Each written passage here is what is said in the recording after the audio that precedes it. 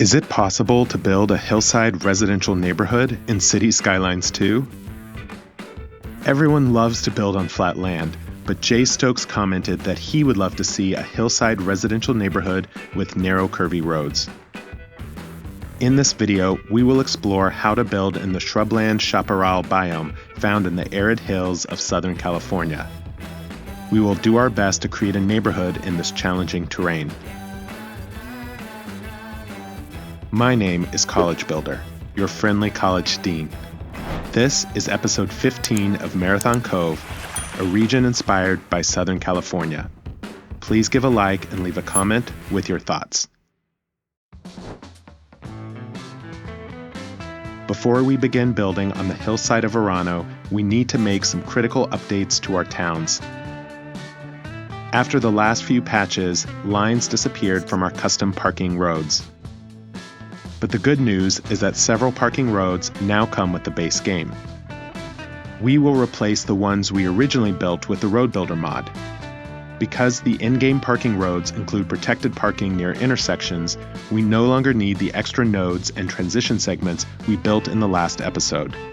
The 12 new parking roads with Detailers Patch number 2 are superb and allow us to maintain our small town feel with vanilla road assets. I think players who don't use mods will love these. Another critical update in Detailers Patch number 2 is the service vehicles.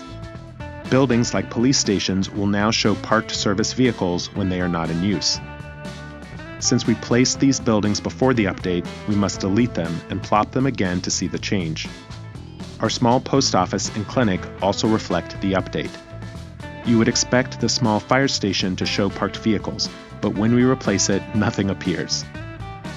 These are significant updates to Verano that align with the latest game version. However, we must make similar updates in other parts of Marathon Cove, such as Pebble Hills. We will replace the police and fire stations near the airport and golf course. We also have a medical clinic and a full-size post office that must be replaced. Both of these assets are beautiful with their parked service vehicles. We need to update the custom parking road we made at the Marathon Cove Golf Resort, where lines have also disappeared. The Detailers Patch number 2 has a 2-lane alley with angled parking on either side. This makes a perfect curved parking lot. We can upgrade our alley roads and then delete the extra ones. Next, we must adjust our pedestrian paths to connect to the new parking lot. The paths help locals and golfers move around the area.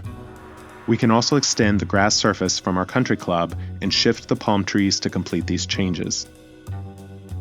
In the San Carlos wine region, we built the firefighting helicopter depot to combat our vineyard fires. We will replace this so that we can see the helicopters sitting on the helipads when not in use. A few small service buildings need updating in our first town, Sunrise Channel. We will replace our small post office, police station, and clinic to ensure they show the asset's latest version with their service vehicles. Next door in the towns of Two Creeks and Back Cove, we have our depot area.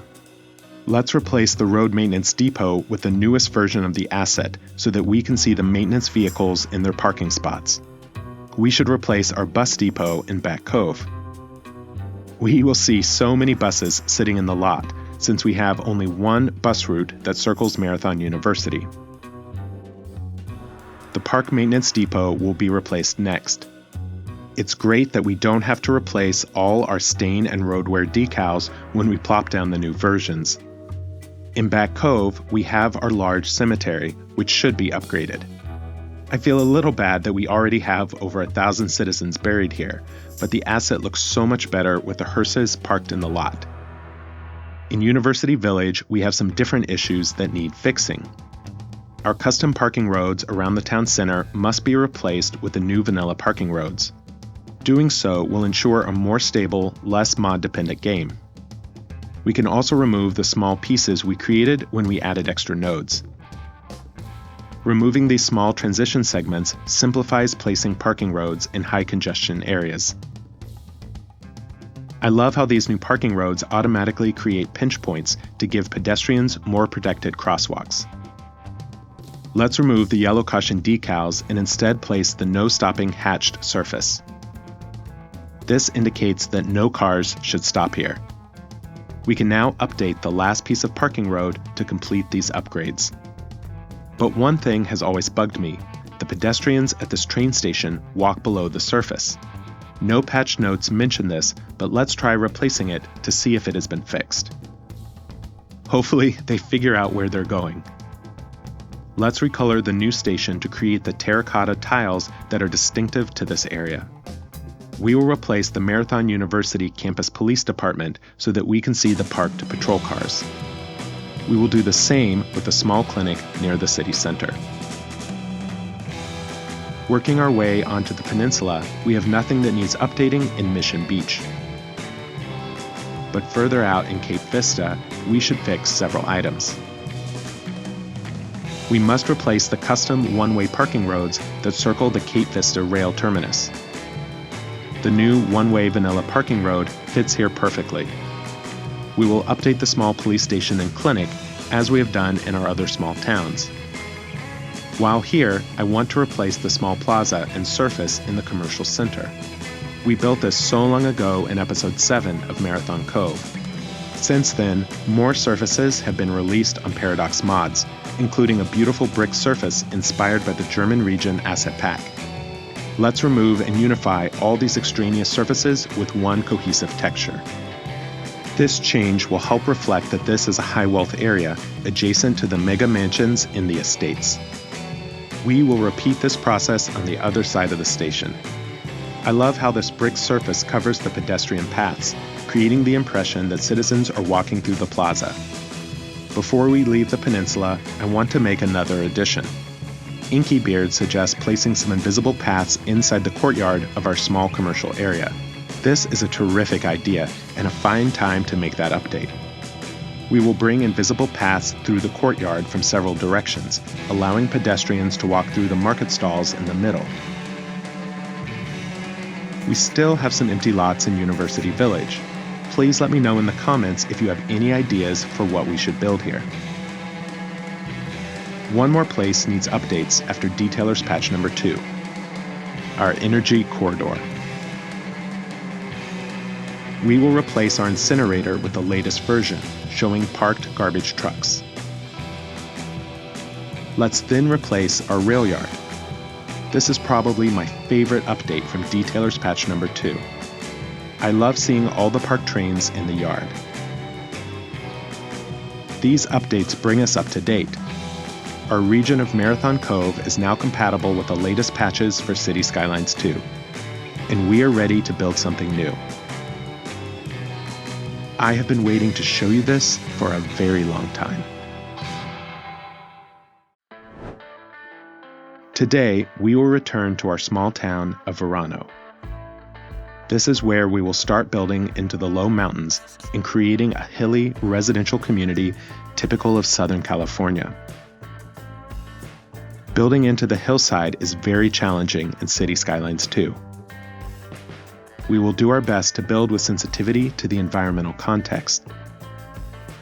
Some landscaping is needed to make this buildable, but we will follow the existing hillside contours where possible. Some of these winding hilly roads will end in cul-de-sacs, another terrific addition from Detailers Patch number 2. We will connect a wide street with sidewalks to our curvy residential road. Let's use smaller alleys without sidewalks for our residential streets. Once the street is connected, it's time to start placing houses. For this area, we will combine the UK Region Pack detached houses with the waterfront zones of European and North American varieties. We will then soften the terrain to avoid any cliffs that are too steep. We want the feeling of hills, but nothing too dramatic. Let's cover the hills with random boulders, showing that this is a rocky area. After they have been scattered, let's copy our custom boulder color from Pebble Hills. We can recolor them individually or use the radius tool with the prop filter. The brownish rocks look much more appropriate for this terrain.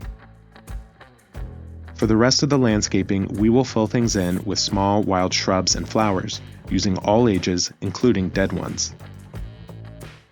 We will use the brush tool for bushes and set the density to 100%. The dense bushes create the impression of the arid Southern California landscape, particularly the biome known as Chaparral. We can change from the brush to individually placed bushes, selecting all 4 varieties so that they rotate as we place them. The Chaparral shrubland is similar to parts of the Mediterranean, with warm arid summers and cooler winters. Of course, since our citizens have densely settled into the hills, they have also planted many palm trees. We will add coconut palms of all ages, except for the dead ones. These trees will be planted closer to the road and the houses, distinguishing the wild shrubland from the cultivated area. In addition to the low-lying shrubs, let's add a few oak trees and then plant just a few pine trees. We aim to create the impression of a mostly wild biome that civilization's ever-expanding footprint has developed. We've completed the hill's lowest terrace level, proving it is possible, so now we can work upwards. The next task is to build out the second terrace level using the same process. The hill's shape and elevation provide the general context, but we must level out several sections before building up. On the second terrace, we will place a cul-de-sac opposite the one on the lower terrace, helping to create the impression of winding roads. The idea is that multiple dead ends are on the hillside, creating private stretches for our houses. The first terrace consists primarily of smaller homes, but this second tier has much larger mansions. We will do our best to continue building our road network so that the transitions are not too steep. Building the roads around curves helps us navigate the terrain as we transition from one terrace to another. These smaller alleys without sidewalks fit in well with the small spaces. Let's also soften the edges where it is possible, creating the impression that these homes fit in easily. Our next step is placing the random boulders, showing that this is a rocky hillside. The small bushes continue to give this area the look of the Chaparral shrubland biome. While I prefer the brush tool, you must go back over and place bushes one at a time into the small empty spaces to get density. At this point, our hill is filling in nicely, and the slight cliff texture showing through helps distinguish the first and second terraces. Let's imagine that these upper hill roads with the larger estates are home to wealthy tech company executives and some who work in the TV and film industry. They would like the private dead-end road and the view they get from being more elevated. While we do not yet have a dense downtown with offices, once that is built out, many folks from the Verano Hills will commute. Looking at the rest of the hills, we can fit several additional terraces at different elevations. We will create a few more as we work towards the summit with the best view.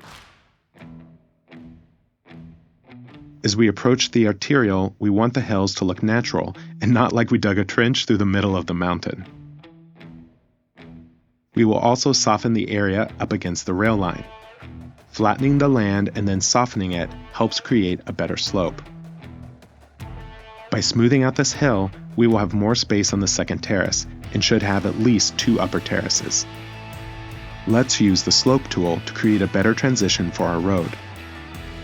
We will keep the wider road up along the back of this neighborhood, allowing it to serve as a collector.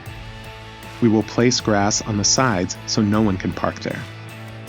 Let's build one more cul-de-sac street on the second terrace, where there should be plenty of room for more large estates. Our narrow alley leads to our top terrace, the 4th and highest level. Let's build a few cul-de-sac blocks here to house some of our elites.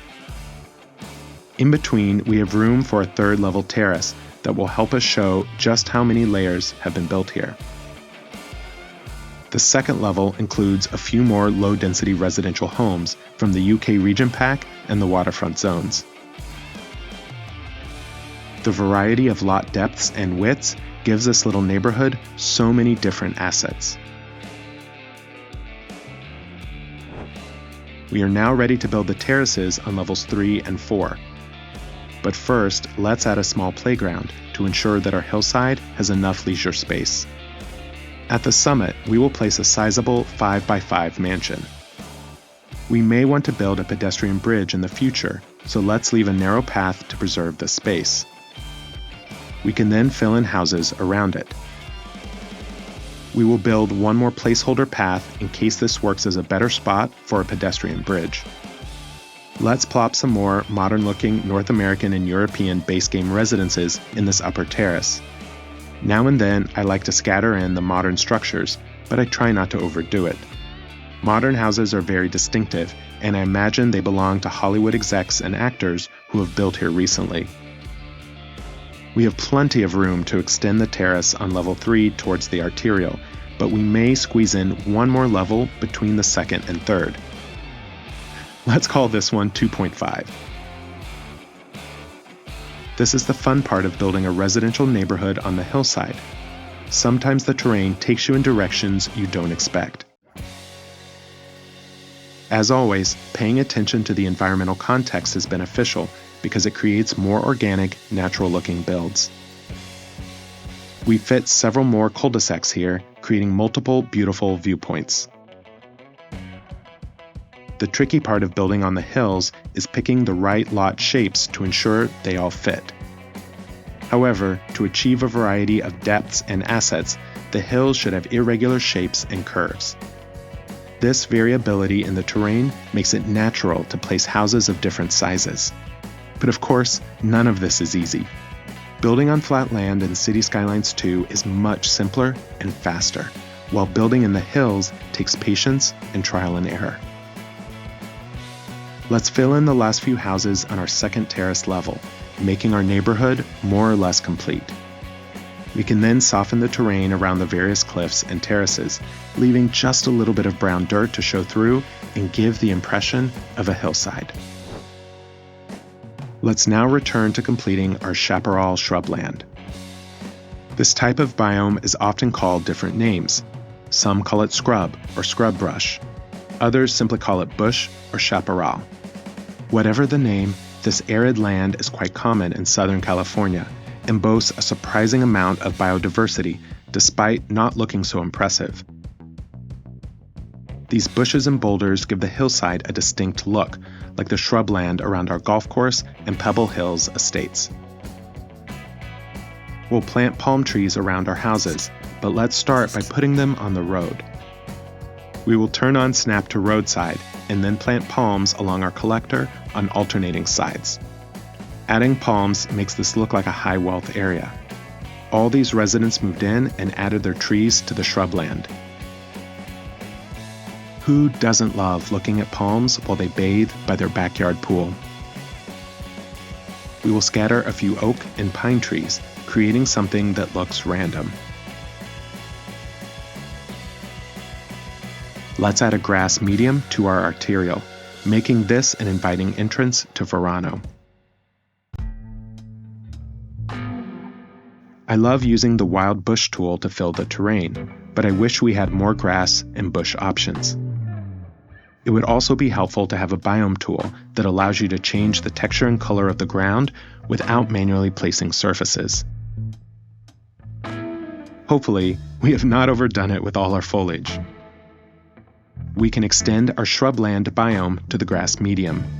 We will use the advanced line tool mod with little spacing and a slight offset to create randomness. So what do you think of this little experiment? Although we had to move slowly and carefully, we could build a residential hillside neighborhood in Cities Skylines 2. I love all the distinct terraces in the organic road layout we created. If you have any feedback on this approach, please leave a comment and let me know what you think. I am always open to your ideas. Of course, Please like the video and subscribe to my channel to receive updates on future videos. Thank you so much for your support while I am away recovering from surgery. It means the world to me. And if you are looking for more content, check out the next video on the screen.